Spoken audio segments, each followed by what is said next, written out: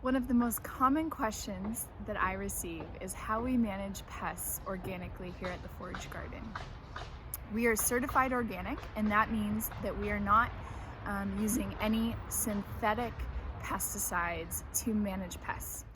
Before we even think about pests in the garden, the number one thing that we can do is prevent them from happening in the first place. So how do we do this? We do this by following sustainable farming practices.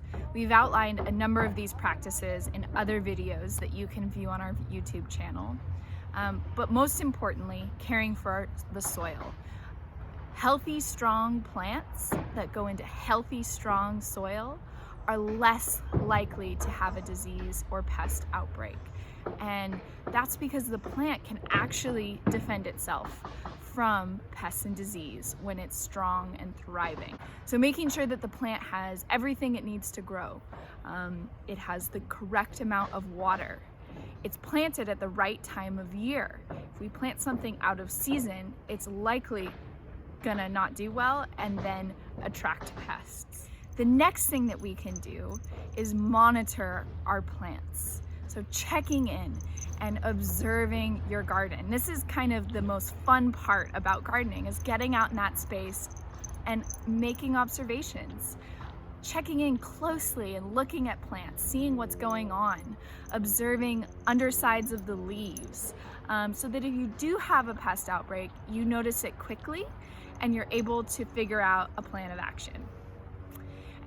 Once you do notice a pest outbreak, it's important to figure out what that pest is. So identify the pest and figure out what its life cycle is. Next is using biological prevention. So your garden should look like an ecosystem. It should have native plants. It should have a variety of different types of shrubs, trees, spaces for different insects to live and have a habitat. Plant native plants and plant a diversity of them. The more diversity you have in your garden, the more diversity of beneficial insects you will have in your garden. Attract those insects and create a home for them. Grow a diversity of seeds. By having different varieties of crops that you're growing, you will not lose all of your crop to a pest outbreak. Certain crops are bred to be disease and sometimes pest resistant. Use companion planting. This is when we plant two plants together that one actually deters pests from the other plant. So an example of this is sometimes we will plant basil on the edges of our beds to prevent squirrels who don't like to walk through basil to our other crops.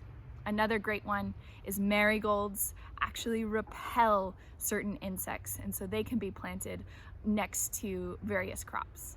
If you know that you have a specific pest that loves your garden, their physical barriers can be a great way to prevent them from landing on your crop and reproducing and eating your food.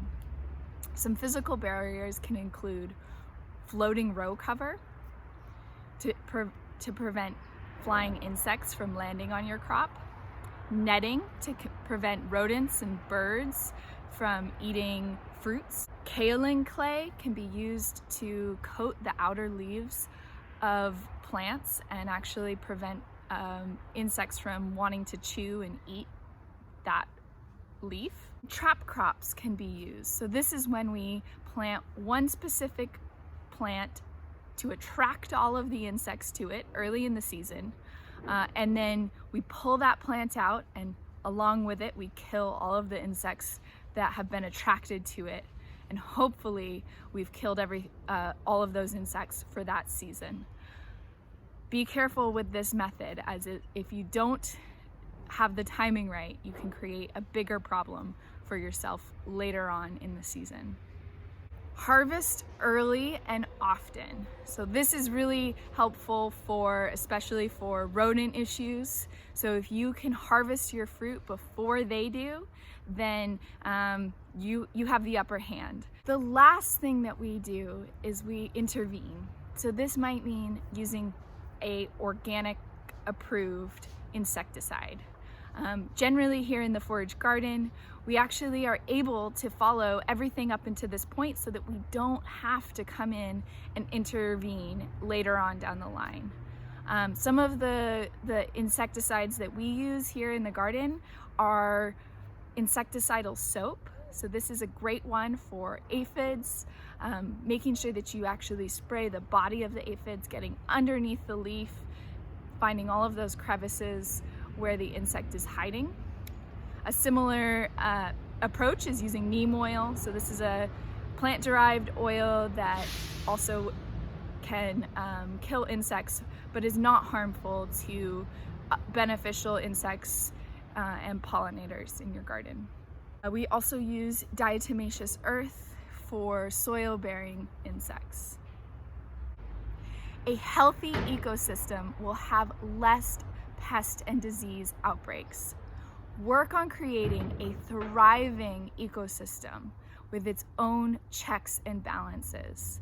That is your role as a gardener, is to be a part of that ecosystem where you as a human are also reaping the benefits of your garden by enjoying the food. You are a part of that ecosystem, but create a space that is also going to work, and it's going to work together to grow healthy, delicious food for you and your family.